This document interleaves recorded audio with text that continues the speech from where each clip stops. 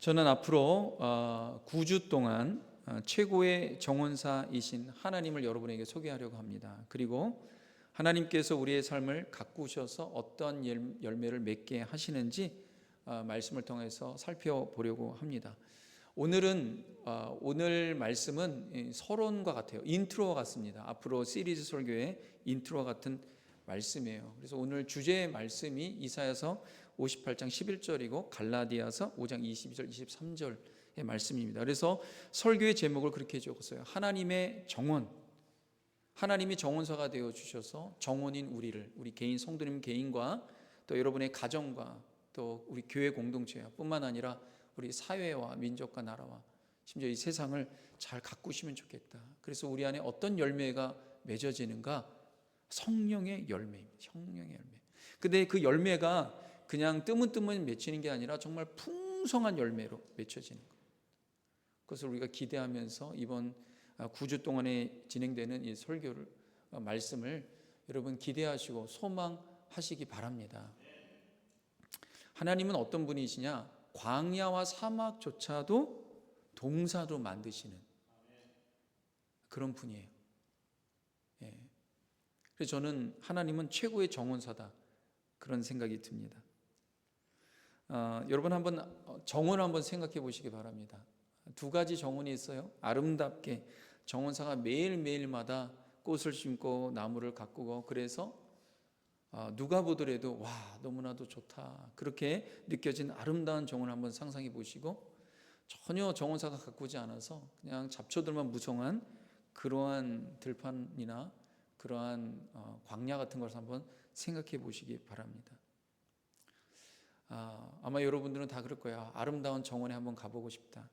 제가 필라에서 공부하고 또 사역할 때 필라에서 전 미국에서 굉장히 유명한 그런 가든이 있었습니다. 롱우드 가든이라는 곳이 한국어로 직역하면 긴 나무 정원이에요.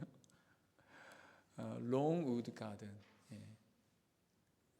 매년 수많은 사람들이 그곳을 방문합니다. 정말 많은 사람들이 방문해요.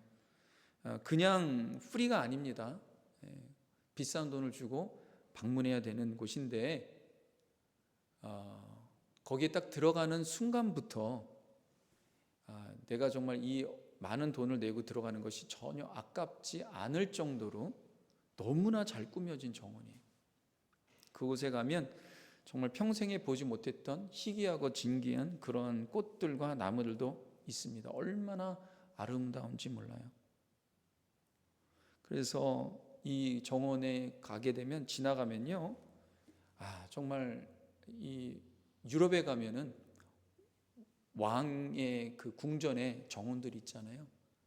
거기 한번 가보고 싶다. 어릴 때 제가 사진을 볼 때, 여기 얼마나 너무나 아름답다. 가보고 싶다. 근데 그런 게 부럽지가 않아요.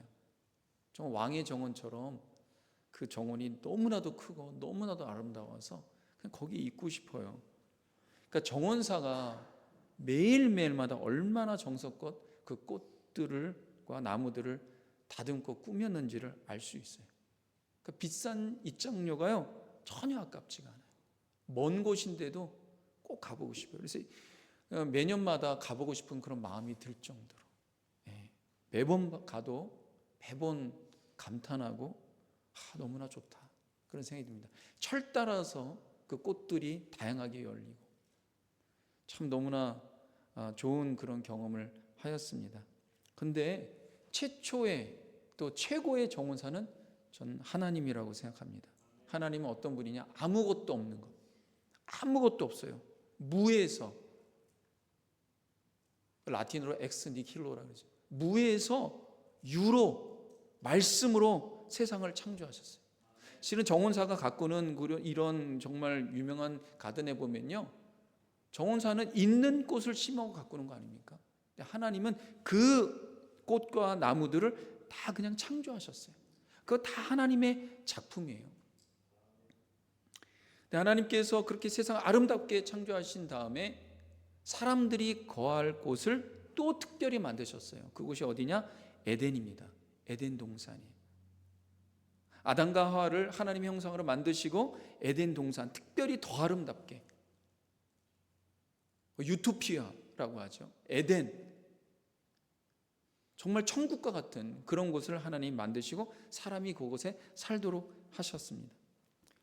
근데 이제 아담과 하와가 하나님이 만드신 에덴과 만물을 망쳐놨죠. 하나님 없이, 하나님 상관없이 한번 살아보자 불순종하여서 에덴에 더 이상 거할 수가 없어요. 왜? 에덴은 하나님이 계신 곳이에요. 그래서 세상에 나왔는데 세상은 온통 엉겅퀴와 가시나무가 자라나는 곳, 식물이 말라가는 그런 곳으로 변화가 되기 시작했습니다.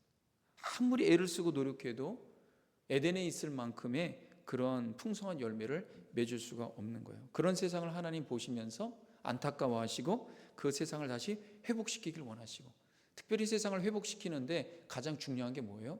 사람이죠. 하나님의 형상을 만든 그 사람을 회복시켜야 되는 거예요. 그 사람을 가꿔야 되는 것입니다.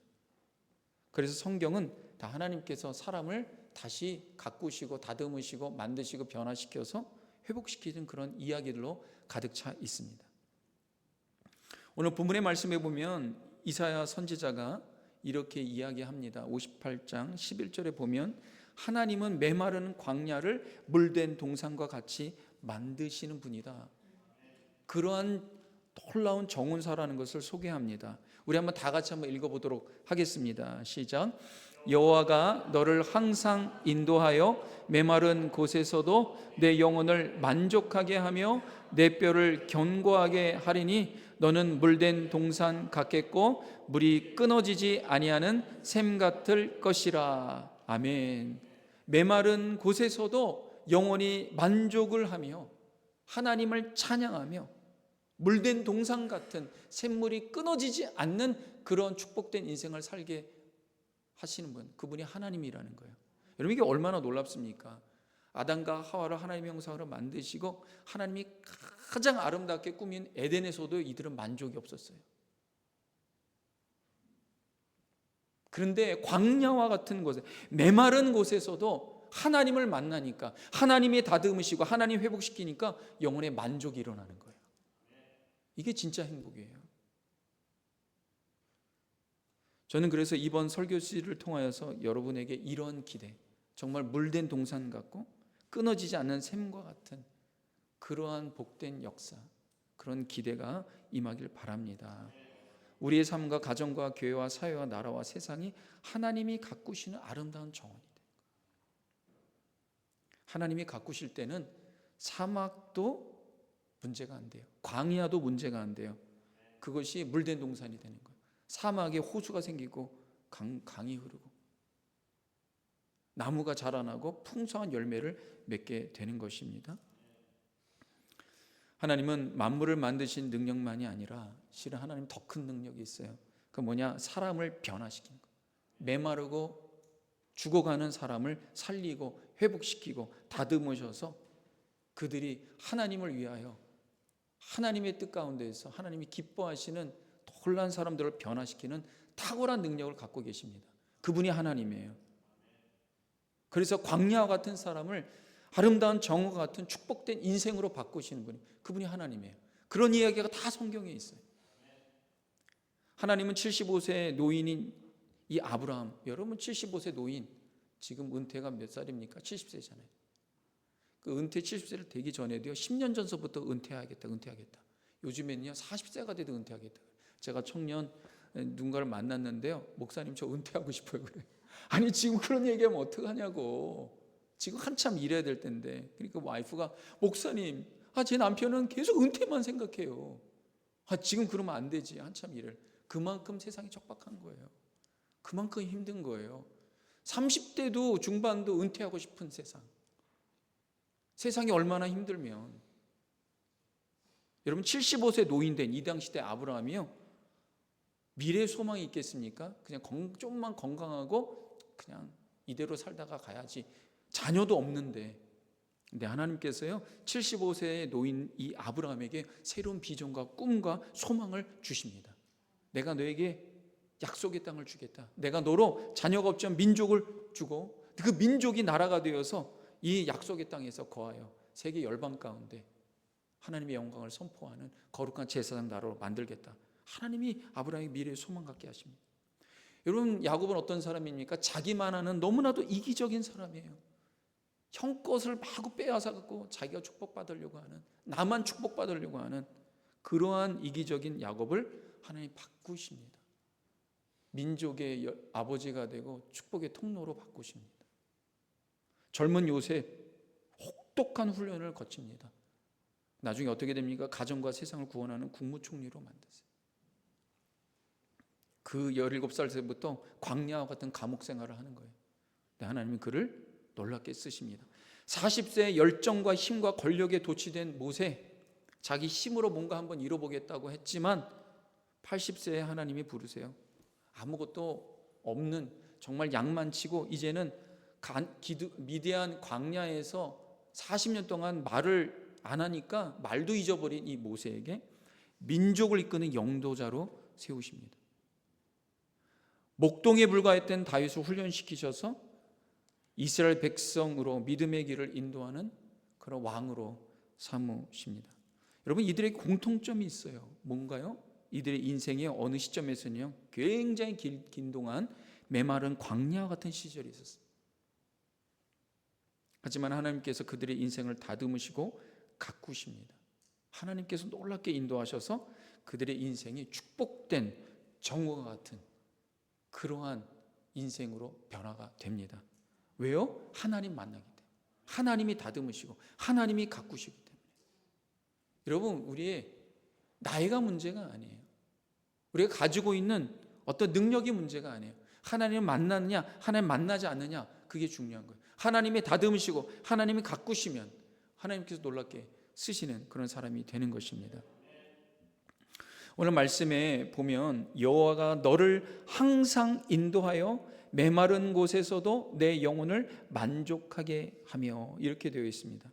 저는 이 말씀에서 여호와가 너를 항상, 가끔 인도하시는 것이 아니라 항상 인도하는 거예요. 하나님께서 가끔 인도하는 그런 삶을 살면 안 돼요. 힘들 때만 잠깐 주님이 인도하시고 그러는 게 아니라 항상 인도하는, 항상 인도. 그래야지 메마른 곳이 변하여 강물이 흐르게 되는 역사가 일어나는 거예요. 하나님이 항상 나를 만져주셔야죠. 우리 교회 잔디를 관리하는 분이 일주일에 한 번씩 옵니다. 여름 되면 잔디가 얼마나 빨리빨리 자라는지 몰라요. 일주일에 한 번이라도 오지 않으면요, 정말 정원사가 관리만 조금 잔디 해도 이 너무나 금세 지저분해지는 거예요. 여러분, 이 주변이 얼마나 깨끗합니까? 부활절 그 예배 드리기 한 2주 전에요, 파워제트로 여기를 다 한 10몇 년 동안 이 묶여있던 때를 갖다가 파워제트로 해서 엄청난 돈을 들여갖고 다 깨끗이 했어요. 오늘 해가 나니까 눈이 부시지 않습니까? 여러분, 그것만 해도 우리가 너무나 교회가 깨끗해졌다 이렇게 생각하지 않아요?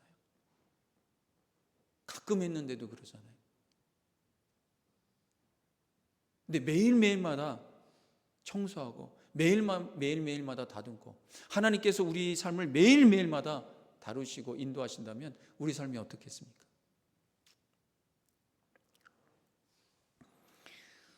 너무나 감사한 것은요, 하나님은 너무나도 신실하신 정원사이십니다. 게으르신 분이 아니에요. 하나님은 심지어 주무시지도 않고 졸지도 않으신다 그랬어요. 가끔씩 정원사가 일주일에 한 번 놓치는 경우가 있어요.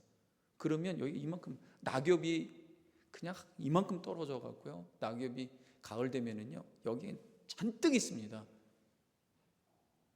이번에 내일 주일인데 오늘 꼭 와서 치워야 되는데 이런 생각이 들어요. 왜냐하면 이 온통 낙엽이 있으니까. 근데 감사한 건 어김없이 그분들이요, 토요일 날에도 와갖고 다 청소하더라고요. 그래서 여러분, 주일날 오면 얼마나 깨끗합니까? 얼마나 좋아요. 가꿨기 때문에 그래요. 가꿨기 때문에. 여러분, 우리 영혼과 우리 사람 인생을 유일하게 가꾸시고 다듬으시고 만지실 수 있는 분이 누구입니까? 우리를 만드시고 우리를 창조하신 하나님밖에 없어요. 하나님밖에 없어요. 근데 그분이 너무나도 신실하신 분이고 은혜로우신 분이고 사랑이 많으신 분입니다. 하나님은 메마른 사막이 정원이 될 때까지 절대로 포기하지 않는 분이에요. 그것을 구약에서 뭐라고 그래요? 언약이라 그래요. 절대로 포기하지 않는 분. 우리는 포기해도 하나님 포기하지 않습니다. 저는 요즘에 민수기서를 보면서 또 한번 하나님의 신실하심을 깨달아요. 하나님은 430년 동안 아브라함과 맺은 언약을 기억하셔요. 절대로 잊지 않으시고 이스라엘의 민족이 되고, 그래서 그 가나안 땅을 하나님께서 애굽을 망하게 하면서까지 그 200만을 이끌어내셔서 광야 40년을 거쳐서 약속과 축복의 땅, 아브라함에게 주시기로 약속하신 그 가나안을 주십니다. 심지어 이스라엘 200만은요, 하나님 이름도 잊어버렸어요.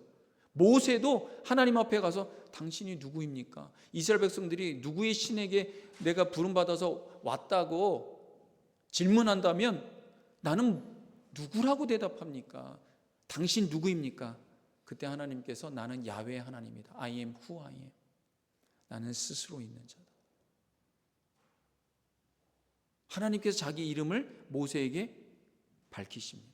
이스라엘 백성들이 그렇게 잊어버렸는데 하나님은 잊지 않으셨어요. 하나님은 절대로 포기하지 않으세요.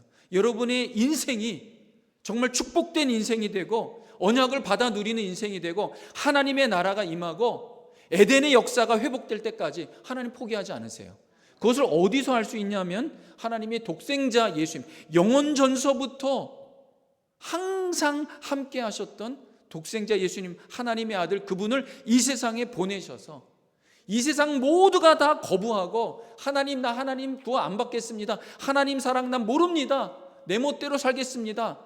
심지어 예수님을 쫓아냈던 제자들 다 배신했지만 그럼에도 불구하고 예수님은 십자가를 지셨어요. 이게 하나님이세요. 그분이 우리를 가꾸시는 정원사가 되어 주시겠다. 메마른 광야 같은 사막과 같은 우리 인생에서 물된 동산이 되고 끊임없이 솟는 샘물이 되도록 하시겠다 라고 약속하십니다. 하나님은 우리를 가꾸셔서 가장 원하시는 것 중에 하나가 뭐냐면 망가진 하나님의 형상을 회복시키고 우리의 삶 가운데 하나님의 성품이 열매 맺도록, 그것을 갈라디아에서 뭐라고 얘기하냐면 성령의 열매라고 합니다. 하나님의 성품, 성령이 어떤 분입니까? 저는 성령의 열매를 묵상할 때 너무나 놀랍습니다. 왜냐? 성령의 열매를 우리 같은 인간이 맺는다라는 것은 이건 영광입니다. 왜냐? 성령은 누구세요? 하나님이에요. 성령은 하나님의 영이고 그리스도의 영이고 하나님이십니다. 그러니까 성령의 열매라는 건 뭐냐면 하나님의 열매를 맺는 거예요. 하나님의 성품의 열매를 맺는 거예요. 여러분, 인간에게 있어 피조물인 인간, 그것도 죄인된 인간에게 최고의 축복이 뭐예요? 최고의 영광이 하나님의 열매를 맺는 거예요. 하나님은 우리의 삶 가운데에서 성령의 열매, 하나님의 열매로 가득 맺는 축복된 인생 되기를 원하시는 거예요. 이 열매를 맺는 것이 뭐예요? 에덴의 회복이에요. 우리의 삶에 성령의 열매가 조금씩 맺다가 점점 맺으면서 풍성하게 맺어지기 시작한다면 그 인생은 정말 아름다운 정원과 같은 축복된 인생이 될 것입니다. 여러분, 성령의 열매는 무엇입니까? 이제 앞으로 9주 동안 우리가 살펴볼 건데 갈라디아서 5장 22절 23절에 보면요, 우리 한 번 다 같이 한번 읽도록 하겠습니다. 시작. 오직 성령의 열매는 사랑과 희락과 화평과 오래 참음과 자비와 양성과 충성과 온유와 절제니 이 같은 것을 금지할 법이 없느니라. 아멘. 여러분, 세상이 척박하고 메마르고 광야와 같이 느껴진 이유가 무엇입니까? 왜 30살 중반이 돼도 목사님 나 빨리 은퇴하고 싶어요, 이런 마음이 들까요?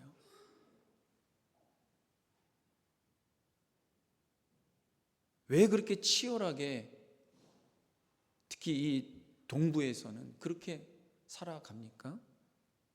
왜 이 세상에 뭘 잊어버렸습니까? 하나님의 성품을 잃어버렸어요. 사랑과 희락과 화평과 오래 참음과 자비와 양성과 충성과 온유와 절제가 없는, 잃어버린 세상이기 때문에 그렇습니다. 만약에 어떤 곳이 하나님의 나라이고 에덴 동산이라면 거기에는 반드시 사랑과 희락과 화평과 오래 참은 자비 양성 충성 온유 절제, 이것이 풍성하게 강같이 흐를 것입니다. 하나님께서 이렇게 말씀하신 배경은 뭐냐면 이스라엘 백성들이요 각종 제사도 드리고 금식도 하면서 종교적인 모든 의식을 다 따릅니다. 안 그렇겠습니까? 이사야 시대 때 이스라엘 사람들이 하나님께 제사 드리는 거 종교 의식 뭐기 어렵습니까? 그런데 이 사회에는 사랑이 없고 기쁨이 없고 자비가 없고 공의가 없고 화평이 없습니다. 절제가 없습니다. 이사야서 54장 4절의 말씀에 보면 우리가 지금 58장 11절 말씀 그 바로 전에 있는 말씀이에요. 그 배경이 이렇습니다. 보라 너희가 금식하면서 논쟁하며 다투며 악한 주먹으로 치는도다. 너희가 오늘 금식하는 것은 너희 목소리를 상달하게 하려는 것이 아니니라. 여러분 가장 종교적으로 깊은 의식 가운데 행위 가운데 하나가 뭐냐면 금식입니다. 이런 금식은 사람이 가지고 있는 본능입니다. 원초적 본능이에요. 먹는 것에 엄청난 기쁨이 있습니다. 먹지 못하면 힘듭니다. 근데 금식하면서 먹는 것을 음식을 끊을 정도로 이 종교의 행위에 굉장히 깊이 들어가 있었던 이스라엘 백성들이 금식하면서도 서로 싸우고 다투고 심지어 주먹으로 서로를 때리는 그런 일들을 행합니다. 우리가 자주 속는 것 중에 하나가 뭐냐면 종교적 행위예요.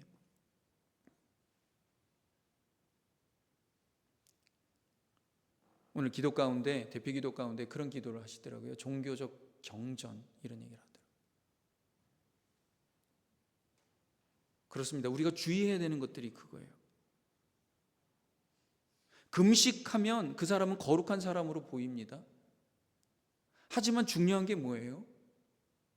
어떤 종교적 행위로 거룩한 모습을 보이는 것, 주님이 원하시는 건 그것이 아닙니다. 그 사람이 정말 하나님의 성품인 성령의 열매가 맺어지는가? 아무리 금식해도 서로 다투고 싸우고 주먹으로 서로 때리고 그러면 이것이 무슨 의미가 있습니까? 예수님도 그들의 열매로 그들을 알지니라고 말씀하셨습니다. 하나님께서는 우리가 성령의 열매, 하나님의 성품의 열매가 맺길 원하세요. 이스라엘 백성들은 종교적 행위는 많이 있었지만 하나님이 기뻐하신 열매를 맺지 못했습니다. 왜 그럴까요? 종교는 있는데, 종교의 의식은 있는데 실제로 하나님이 임재하지 않기 때문에 그래요. 하나님이 내 삶에 깊이 관여하도록 허락하지 않기 때문에 그래요. 하나님께서 우리의 전체의 삶을 다 만지시고 다루시고 가꾸시도록 맡겨야 합니다. 제가 롱우드 가든에 가서 놀란 것 중에 하나가 뭐냐면 이제 이것저것 다 돌아다녀 봤잖아요. 뒤도 가보고 앞도 가보고 옆도 가보고 다 봤는데요. 정말 이 정원사들이 얼마나 세밀하게 가꿨는지 앞뒤 좌우 다 살펴봐도요. 다 깨끗해요. 다 다듬었어요. 너무나도 아름답게 다듬었어요. 그러니까 사람들이 여기에 미어 터지는구나. 그걸 보려고. 여러분, 우리의 모든 삶의 영역 가운데 풍성한 열매를 하나님께서 맺길 원하십니다. 어떤 한 부분만이 아니라 그래서 성령의 9가지 열매, 우리가 이 세상에 사는 동안에 우리의 모든 영역에서 이 성령의 9가지 열매가 맺어지는 그런 축복의 역사를 여러분 기대하시고, 우리 개인뿐만 아니라 우리 가정과 우리 교회 공동체와 심지어 우리가 속해 있는 이 사회에도 여러분 우리 안에서 메마른 우리 안에 하나님께서 물된 동산과 같이 만드시고 끊임없는 샘물이 솟아나는 그런 놀라운 열매 맺는 삶을 산다면 우리 사회도 반드시 열매 맺는 놀라운 은혜가 임할 것으로 확신합니다. 제가 로버트 멍어가 쓴 소책자의 책이 있는데 몇 번 제가 언급했습니다. 내 마음의 그리스도의 집에 보면 이 저자가 예수님에게 자신의 영역 전부를 다 여는 것에 굉장히 어려움이 있었음을 이야기합니다. 몇 가지 소개해드리면요. 처음에 보면 마음의 소재를 주님께 내어드리는데 하나님의 말씀으로, 본인이 그리스도인인데도 불구하고 하나님 말씀으로 채우기보다는, 마음에 채우기보다는 세속적인 여러 가지 잡다한 지식과 이런 것들이 더 자기 마음에 가득하게 채워진 것을 보면서 참 주님 앞에 내 마음에 주님 말씀을 채우지 못하는 것에 대해서 참 내가 얼마나 좀 이러한 하나님을 이렇게 옆으로 한켠으로 내 마음에 놨는지에 대해서 이렇게 고백하는 그런 내용이 있습니다. 또 하나는 뭐냐면 식욕과 욕구의 방인 주방에 대해서, 이것이 마음의 거죠. 식욕과 욕구. 우리가 음식을 먹는데 내가 인생에 있어서 가장 좋아하는 주된 음식은 이런 거였다는 거예요. 돈이었고 학이었고 증권이었고 온통 부로 내 삶을 잘 살게 하는 이런 삶을 살기를 원했다라는 거예요. 또 그 반찬으로는 뭐냐? 내 욕구가 옹성 명성과 행운과 이런 성공으로 치달은 내 인생을 보면서 이런 것들이 내 영혼에 참된 음식이 되지 못하는데 왜 이것을 내 인생에 계속 이걸 추구하며 살았는가라는 그런 고백을 합니다. 또 거실의 방을 얘기하는데 주님과 친근한 사귐이 일어나야 되는 이곳에서 예수님은 뒷전이고 주님과 대화는 뒷전이고 내 영혼이 다른 것으로 자꾸만 사귐을 가지려고 했던 것을 고백합니다. 여기 한 가지 재미있는 몇 가지가 있어요. 굉장히 작은 소재이기 때문에 한 20, 30페이지도 안 됩니다. 여기 보면 재미있게 노는 오락 그런 실에서도 주님과 함께 해야 됨을 고백합니다. 이 오락 시간도 주님과 함께 하는 거예요. 근데 이 저자가 뭐라고 고백하냐면 이 오락실에 주님과 함께 하는 것이 너무 거북스럽다고 그런 고백을 합니다.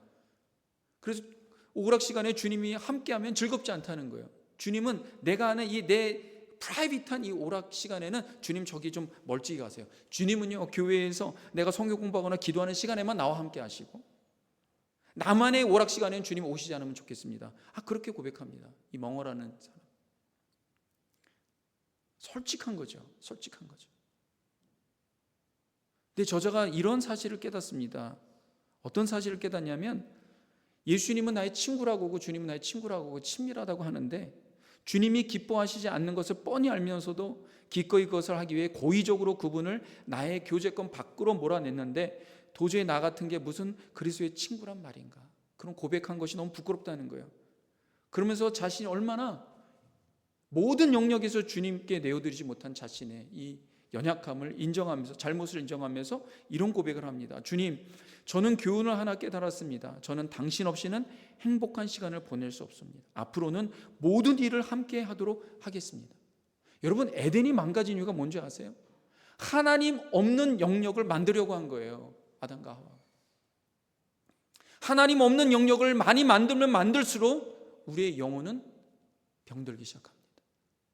우리 영혼의 기쁨이 사라지기 시작합니다.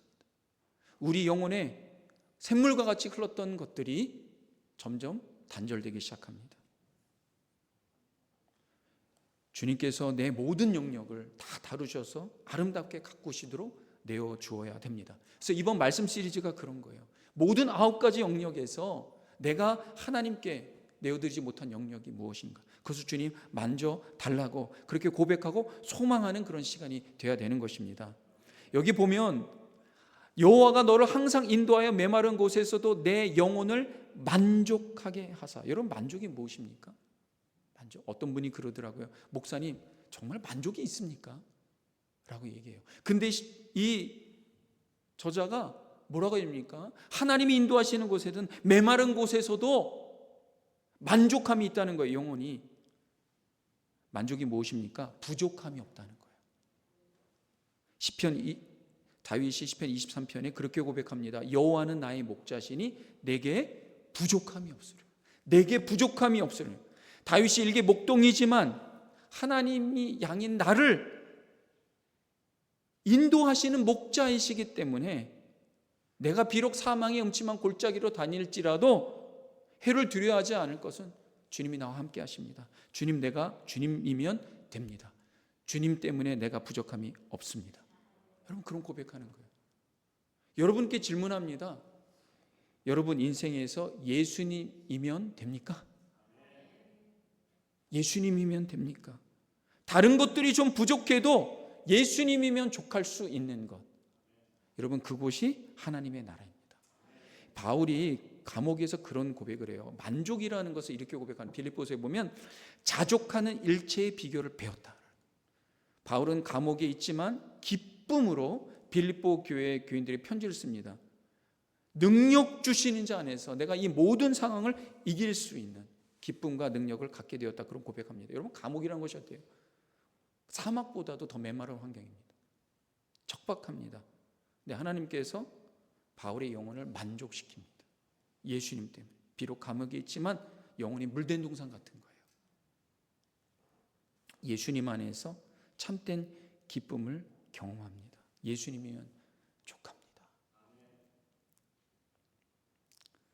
오늘 말씀을 마무리하면서 앞으로 설교 시를 통하여서 여러분이 하나님이 나를 좀 만지시고 내 영혼을 만지시고 내 마음 만지시고 또 내 개인의 삶을 만지실 뿐만 아니라 내 가정에 내 자녀들, 내 친척들, 내가 사랑하는 사람들, 또 우리 교회 공동체, 심지어 이 사회, 하나님이 만드셔서 하나님이 가꾸셔서 하나님이 다루셔서 정말 사막과 같은 곳에 에덴의 회복의 역사, 물된 동산과 같은 역사가 임하는 그런 소망이 우리 모두 가운데 임하기를 주님의 이름으로 축원합니다.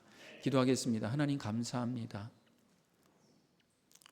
하나님께서 우리를 사랑하시고 우리를 다루시고 가꾸셔서 아름다운 축복된 물된 동산 같은 정원을 만드시길 원하시는 주님, 그 신실한 약속을 붙들고 나아갑니다. 하나님 역사하여 주셔서 우리 모든 성도님들의 삶 가운데 풍성한 성령의 열매를 가득 맺도록 축복하여 주시옵소서. 예수님의 이름으로 기도합니다. 아멘. 우리 자리에서 다 같이 일어나서 우리